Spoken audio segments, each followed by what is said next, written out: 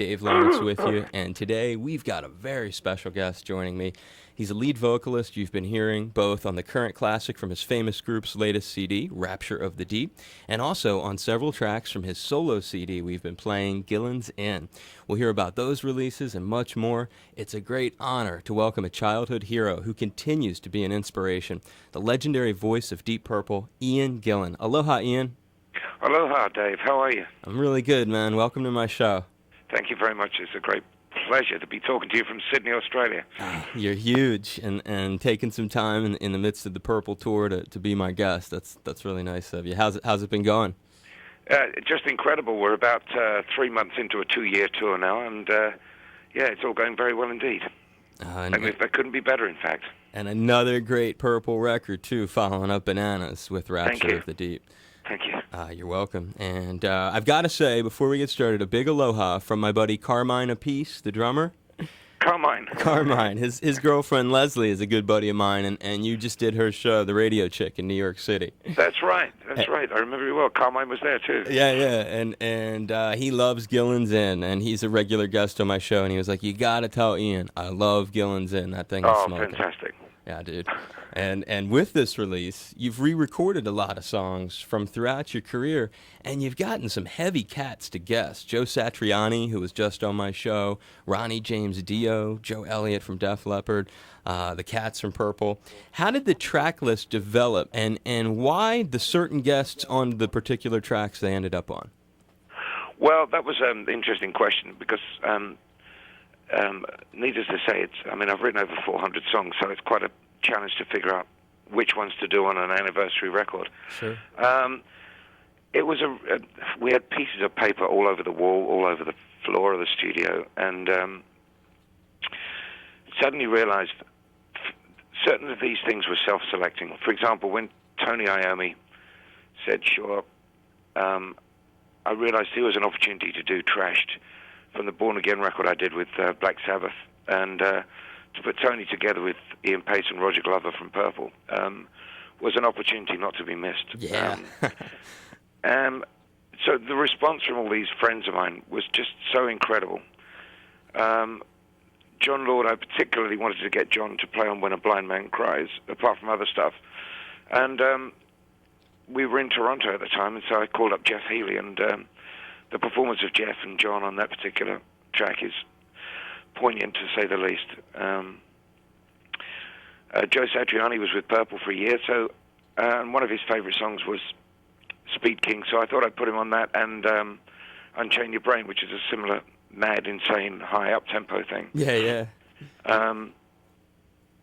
Joe Elliott, I phoned him up and said, do you remember the time we got locked into the pub in Dublin, Joe, after the football match, and we ended up singing Everly Brothers songs. So he did an Everly Brothers type harmony on the track I chose from my early years before I started writing the Bob Dylan track. I'll Be Your Baby Tonight. Yeah. And so on and so on. And suddenly, gradually, the artists and the tracks came together. Yannick Gers from Iron Maiden, who used to be in my band, I had to put him on Bluesy Bluesy. Yeah. Because we wrote the song together. So eventually it all became clear out of the mist. Of who should end up on what. Yeah, it was because it's one of these records that I've been a Purple fan and an Ian Gillan fan for a long time, and when you look at this, you not only have you added a lot of heavyweight stars who have previously worked with you and been part of your life, but you've also left off a lot of certain songs, and so it was like a very eclectic choice of material. And one of the ones you mentioned, Trashed, and that's good because that was going to be one of my first questions to you. We've been enjoying Trashed as a song here on the air. A current classic, as we call it. And when I think of Born Again, there's a bunch of different stuff on there. And at the time, that was such a record that it didn't seem like you guys liked a lot. Is that your favorite Born Again song? And when you look back at that record, how was it that one ended up being the one, not Zero the Hero or something else? Okay, well, a couple of questions there. First of all, I have no problem at all with the songs or the material or the performances on Born Again. My only comment ever was that the final mix was awful. I mean, I've got monitor mixes, and everyone knows that in the organisation in the band that it was sounding absolutely terrific. But for some reason, it went off to London to get remixed, remastered, or whatever, and it came back murky sounding. It sounded like someone had thrown a blanket over it, and consequently became almost unplayable on radio. And so it was a great disappointment at that time. However, the material was great. The reason I chose Trashed was I think it was the greatest story. It was a kind of biographical story of a mad night at the Old Manor. And I think also it was the most compatible song to go with the other rock and roll stuff on this record. I tried not to choose material with complex arrangements because the idea was to have an imaginary pub, Gillan's Inn, where all the artists just turn up, the equipment's there, and they just jump up and jam for 2 or 3 songs. So you wouldn't want to have complex arrangements. And Trashed is a pretty go-ahead rock and roll song. So it is, and that is a logical. And of all the ones, Ian, that would be my favorite of the Born Again tracks. And much what you just said about clearing up your feelings on the record, I didn't mean to have put words in your mouth. Essentially, No. I've always known that you thought the mix was, but I should have prefaced it more. I should have said it more correctly. That the mix was leaving something to be desired. Yeah. But I mean, I still love the album. I think Born Again, the song is, I love it, you know. And what's another thing you pointed out, you've now made it. It's when the song was done on the original record, it was 3/4 of the original Sabbath and you, because Bill was on, or at least is credited on the record. Yeah. And now it's 3/4 Purple, so it's kind of like the opposite. And I was very excited to see Ian Pace and Roger Glover on there too. So I think it's super. It's like Black Purple. Yeah, Great. right. It is. And it brings it back to that. It brings my mind, at least, back to the bootlegs that I have from that Born Again tour and some of the versions of Smoke on the Water with Tony playing. So yeah, right. Black Purple. That's a good thing there. I would like to throw that tune on, Ian, and then talk some more. Is that cool? Absolutely. Yeah, that's cool. Trashed, remade from Gillan's Inn here on K-Poi 105.9 The Big Kahuna, a current classic. Trashed, originally on Born Again by Black Sabbath, and now a remade current classic on Gillan's Inn here on K-Poi 105.9 The Big Kahuna, Honolulu's only classic rock. And Dave Lawrence continuing my conversation with the legendary Ian Gillan. Ian, thanks for sticking with me, bro. That's cool, mate. I appreciate it. What's your favorite memory of touring with Sabbath? If you were to think back and have one particular thing that makes you either laugh or cringe, whether it's the Stonehenge setup or doing Reading, I mean, it could be anything. Well, I think, God, there were so many times. That was the longest party I ever went to. But I'll try and be brief on this one. I'll try and make this story concise, but it is absolutely hilarious and sticks in my mind. Take your time. We got involved in a big fight in Barcelona. We were playing the bull ring there outside a nightclub, and various guys were hospitalized and ended up in the police station and took a pretty severe beating, including the tour manager. After we flew from Barcelona into Helsinki, we arrived late at night. Went straight to the hotel bar, and we were halfway through ordering a drink, and Geezer Butler was drinking with these 2 American guys in the bar, and they closed the bar quickly, and so there was a bit of despondence around. And it was Geezer who'd started the fight in Barcelona. And so he went to bed and knocked on my door, asked if I had any whiskey. Well, I had some duty-free whiskey. I gave him a glass. A few minutes later, he came back for some more. I gave him the bottle. And he tried to make a Molotov cocktail. Whiskey, as you know, is not that volatile. So anyway, he got a little flame going, swiveled open the anti-suicide windows, and dropped the bottle, I don't know, eight stories down or whatever. And he went through an Avis or Hertz rent-a-car, BMW or something.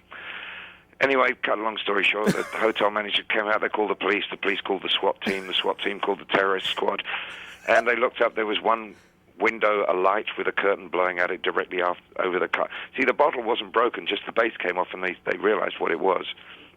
Sure. Next, you see, I'm unaware of this. The next thing, the police have smashed down the door, and they've got guns around Geezer. And he's denying everything. Of course, the bed's covered in whiskey-sodden tissues and burnt matches. So they haul him off to the police station, along with Paul Clark, the tour manager, who was also in jail the previous night in Barcelona. And so they're going to, and Paul's telling Geezer, he said, look, he said, just remember this story. All you got to do is say this. You were drinking with these two American guys. You took them to your room. You got drunk. You fell asleep. It must have been the two American guys that did this. And that's all you have to say. Just remember that. So Geezer duly went to court the next morning. They fined him a huge amount of money, and he had to buy a new car for Avis. And then they released him around lunchtime to come back to the hotel and do the show that night. I mean, his hand was all cut up from the fight in Barcelona. And so in the taxi going back to the hotel, Paul said to him, look, this is 2 nights in a row that I've been in a police station on your account, Geezer. This happens one more time, I'm going to break your legs. Geezer looked at him straight in the eye. He said, Paul, he said, but it wasn't my fault. He said, it was these two Americans. He said, came tomorrow. And it was like that pretty much every day. You know, I can see why, for more than one reason, Trashed was your choice to represent the Born Again record.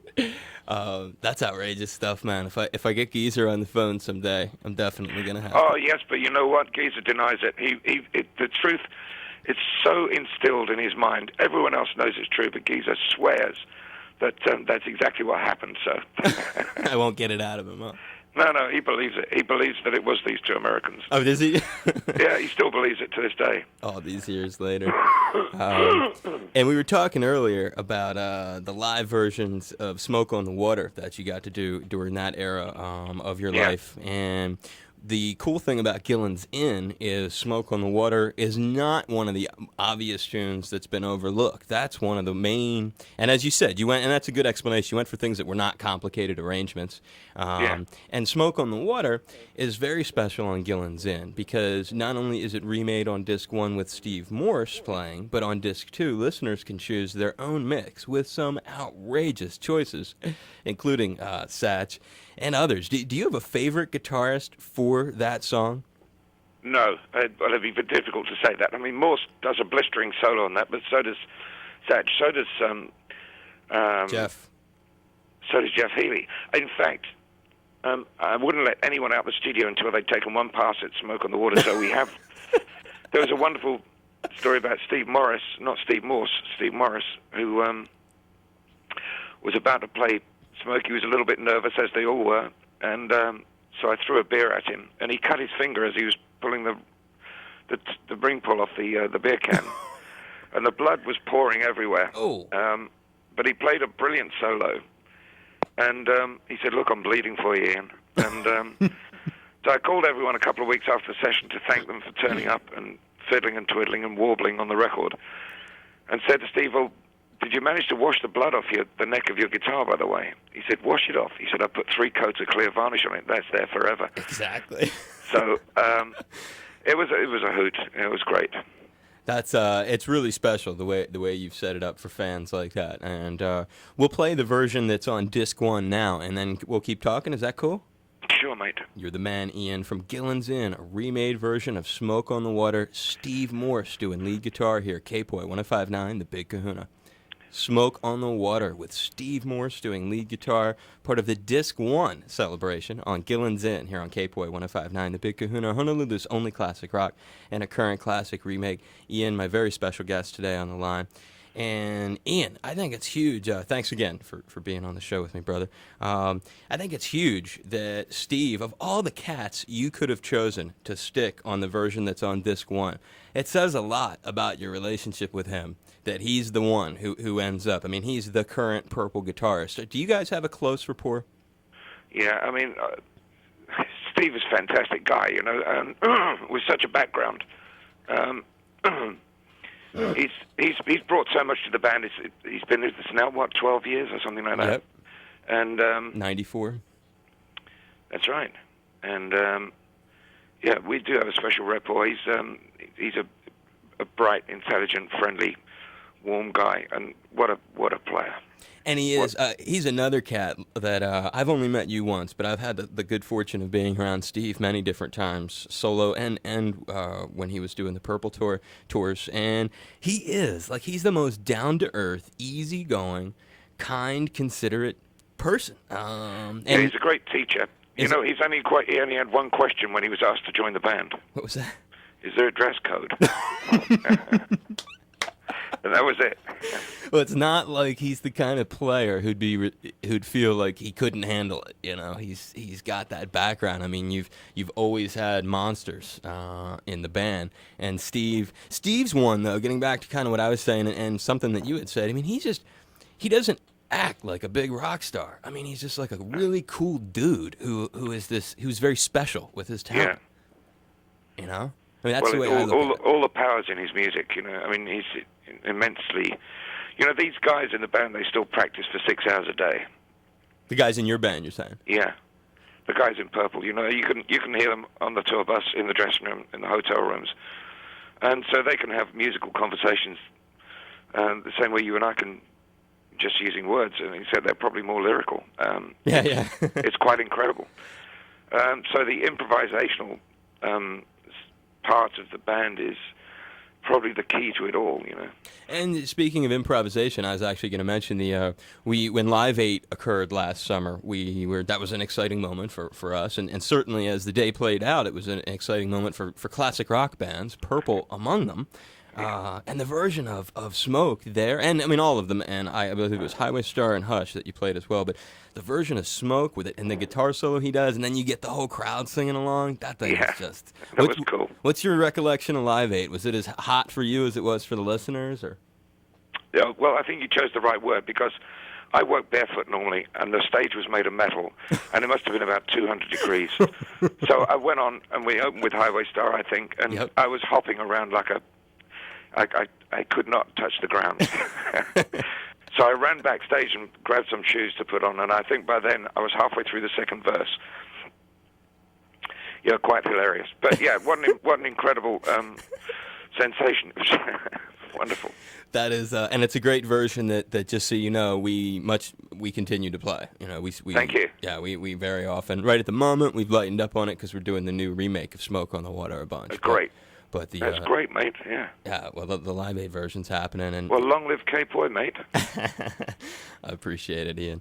I don't see Richie's name anywhere on Gillan's Inn. Richie Blackmore. Do you have any? What is your relationship with him? Well, it's all, you know. It's like we got divorced a long time ago, and you know, I don't want to bring up any of the bad things anymore, but. This record, Richie's a dark force, you know, and I wanted to have some good times on this record, so I invited my friends along. Yeah, I get it. I needed to have some sort of clarification. I essentially felt that was the gist of it. Yep. And he's just a major name, and that's right. I understand the divorce. A great part of the past. Absolutely, and that's the divorce concept. I know the Almonds well and have been tight with their camp for a long, long time, and the relationship with Dickie Betts leaving them is much like a divorce. Yeah, well, you know, we all get John Lord, Roger Glover, Ian Pace, and myself get on like a house on fire. Even though John's not in the band anymore, you know, he still calls the dressing room and says, you know, what's in the set tonight and stuff like that. You know what? It's weird, Ian. It's almost like you're looking over my shoulder, because the very next thing I was going to comment on was when you go through who's on Gillan's Inn, everybody else. It's like John Lord is all over the record and isn't in the band anymore. You know, Don Airey is and doing a fantastic job, but it's really something how. So you have just a dynamite rapport still with John Lord then. Absolutely. I mean, these are all my friends on the record, and what went down with Richie was just. You know, it was just one of those things that just twisted into something really nasty. So it all ended, and that's it. The sunshine came out. Yeah. But it's really cool how I see John on here, because he's the one time I got to meet you cats, it was 2001, and I was working in Boston, and we were presenting a show. It was Skynyrd and you guys and Nugent. Do you have fond memories of that tour? Yeah. Yeah, it was great. I remember Ted used to fire an arrow from his bow at the end of his show into the wings of the theater, and I remember finding a joke shop. You know, you can get one of those arrow through the head thingies that you stick on your head. Yeah. Well, I used to walk on with one of those after he shot the arrow in, so it was one of the most amusing parts of the evening. Yeah. Oh, that was great fun. Skynyrd are great, aren't they? Yeah. Oh, Skynyrd and Monsters, and Yeah. I had Ricky Medlock on that day and Roger Glover. That was like the representatives from each of the bands, and I pushed both of them hard to do a jam. But Yeah. it just didn't. Did you guys ever, by the end of that tour, end up doing anything together on stage, or? No, I don't think so. It was just too intense. Yeah, that can be that way. Both bands have their own groove entirely. But I was amazed at how. But you know what they did when they came over to England, and they came on our tour in England, and they I'm sure some of the guys used to get up and jam on Smoke. Oh, really? Yeah. That'd be a good. I'd love to hear. Yeah. That'd be the kind of thing people would really hang on to. Yeah. It was cool because that was a tour that John Lord was still in the band, and your manager is your manager's like an American, or the manager who does the road manager, I guess he would be. He's like an American cat, right? Um, He's like black hair. I forget the guy's name. There was this dude. Bruce Payne. Yeah, maybe it's Bruce Payne. That sounds. Yeah. That sounds. He's American. No, he's the manager. Yeah. Yeah, I mean, it was like when I met all you guys, it was the kind of rapport that you all had amongst each other was so friendly and so different than every other band. It was like, wow, these dudes are friends. Yeah, we do get on well. And if you could be a fly on the wall in the tour bus or the dressing room or a hotel bar, you would see, I think, a lot of have a great insight into the relationship we have. It's very powerful. And I've pointed It's a good out, musical family. You know? Say again, Ian? It's a good musical family. It really is.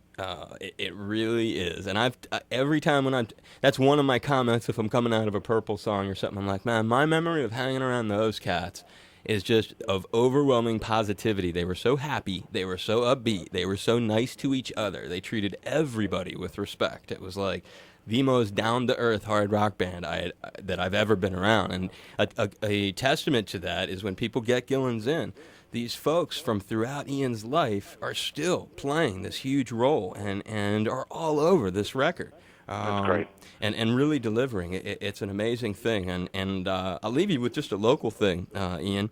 There's a good buddy of mine who lives out here, and you got to work with her a long, long time ago, the lovely and talented Yvonne Elliman. Do you remember Yvonne? Oh, my goodness me. Oh, my goodness me. Yeah. What an incredibly wonderful lady. And she's from here. And I know that, yeah. she's a really good friend of mine. She's performed live in the studio for me. She's been at my anniversary party. She's just... Oh, she's fantastic. Will you give her just the biggest hug from me? Oh, you better believe it. I would feel terrible if I didn't. That'll be wonderful. She's a wonderful person, and that's cool that you speak so highly of her. I love her. Yeah, she's fantastic. She's awesome. Have you been? How many times have you been our way, Ian, to Hawaii? 4 or 5 times, I think. When was the last time that you came by? Last time I was there, I was just on a holiday, on a layover, for a few days. But the last time we were in Hawaii must have been on the Battle Rages On tour, I guess. And you did a gig here then? Yeah. That would have been 92 or something like that. And you remember doing it? Oh, yeah. Yeah, well, I remember the social side of things in Hawaii more than the business side of things, as you can imagine. Yeah, or as I live on a day-to-day basis. Yeah, what a great place. Well, and we're playing not only the Gillan's Inn, but also Rapture of the Deep, and I want to just put it in your head. If you come back, if you guys want to work out a return visit and come out here and play for us, you're going to get enormous support from the radio station. Thank you. We play Wrong Man. I've chosen that personally as a single from Rapture of the Deep. Well, I shall speak to our agent this very day. Please do, and just know we're there. We love the stuff, and it's our pleasure to get to support new releases from artists like yourself. Well, that's great. Thank you, Dave. You're welcome, Ian. His new solo CD is Gillan's Inn. The latest from Deep Purple is Rapture of the Deep, both in stores now. I encourage you to pick up a copy new and wrapped and support classic rock, and a gigantic mahalo to the legendary Ian Gillan for being on my show. Thank you, brother. Cheers, mate. Aloha from Ian Gillan of Deep Purple. You're with me and Dave Lawrence. You know, I do believe it's that magical time of day. Dave, you know, it's 4:20.